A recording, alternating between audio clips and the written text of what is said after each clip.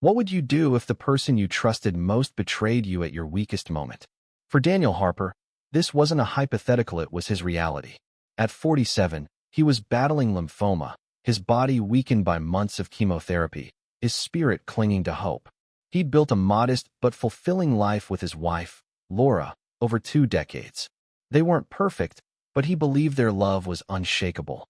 Then, in the haze of his treatment, he learned the truth. Laura had stolen his inheritance, the last gift from his late father, and was planning a life without him.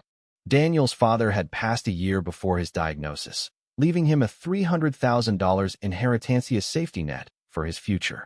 It was meant to secure their dreams, a small cabin by the lake, maybe a trip to see the northern lights. Daniel trusted Laura to manage their finances while he fought for his life. She'd always been the practical one, handling bills and budgets with ease. He never questioned her. Not once. But as he lay in the hospital, tethered to 4 drips, he overheard a conversation that shattered his world. Laura was on the phone in the hallway, her voice low but clear. "It's done," she said. "The money's moved. He won't know until it's too late." Daniel's heart sank. At first, he thought it was a mistake, a misunderstanding born of his medication-fogged mind. But when he checked their joint account from his hospital bed, his worst fears were confirmed. The inheritance was gone, siphoned into an account he couldn't access. Laura had been withdrawing funds in secret, funneling them to her own accounts, all while smiling at his bedside, holding his hand. The betrayal cut deeper than the cancer. Daniel had always believed love meant sacrifice, loyalty through the darkest times. He'd given Laura everything: his trust, his heart, his future. Now, he was left with nothing but questions. Why? Was it greed? Had she ever loved him? As he lay there, weak but lucid, a fire kindled within him. He wouldn't let her win. Not like this. Daniel's recovery was grueling, but his resolve was unbreakable. He didn't confront Laura immediately. He played the part of the trusting husband, watching her every move. She thought he was too sick to notice, too broken to fight.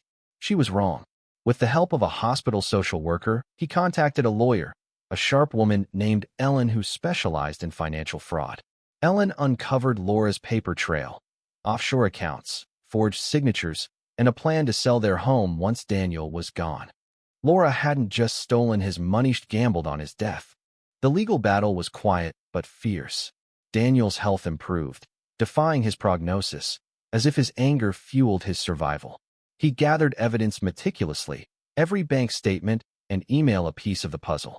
Laura grew careless, confident in her deception. She didn't know Daniel was building a case that would unravel her world. 6 months later, Daniel was in remission.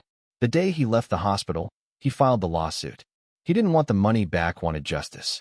The courtroom was packed, the air thick with tension. Laura sat across from him, her face a mask of feigned innocence. But as Ellen presented the evidence, bank records, forged documents, even Laura's emails to a real estate agent, her facade crumbled. The judge's gavel fell like a hammer. Laura was ordered to repay every cent, with interest, and faced criminal charges for fraud. But Daniel wasn't done. He wanted her to feel the weight of her betrayal. He used the recovered funds to rebuild, not for himself, but for others. He donated half to a cancer support charity, funding treatment for those who couldn't afford it. The other half he invested in a community center for survivors, a place of healing and hope. Laura was invited to the opening ceremony, not as a guest of honor, but as a spectator. She stood in the crowd, watching as Daniel cut the ribbon, his face radiant with purpose. She saw the lives he'd touched, the legacy he'd built from the ashes of her greed. Her empire of lies had crumbled, and she was forced to witness it all. Daniel never spoke to Laura again. He didn't need to. His victory wasn't in her suffering, but in his own redemption. He'd lost his inheritance, his health, and his trust, but he'd gained something greater, the strength to rise above betrayal. As he stood in the community center, surrounded by grateful faces, he knew he'd turned pain into purpose. And that was a legacy no one could steal.